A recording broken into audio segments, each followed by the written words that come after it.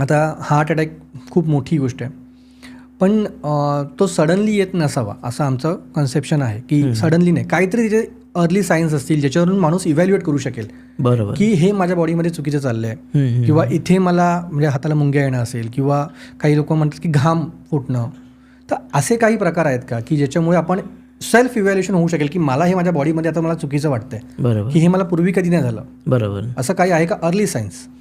I am really thankful to you Parag, कारण तू खूप छान प्रश्न विचारतो आहेस आणि म्हणजे ह्या पॉडकास्टद्वारे मला कुठे ना कुठे लोकांना सांगता येतं आहे, थँक्यू. तुझ्यामुळे मी पोहोचू शकतो लोकांपर्यंत. सुरुवातीचे कारण हे लक्षणं काय असतात, तर ज्याला आपण अंजायनल पेन म्हणतो. ओके. अंजायनल पेन म्हणजे कसं असतं, पूर्वी तुम्हाला चालणं वगैरे जमायचं, चांगले तुम्ही ॲक्टिव्ह असायचे, ट्रेकिंगला वगैरे जायचे, पण एखाद्या वेळेस कधी असं होतं, सुरुवात अशी होते की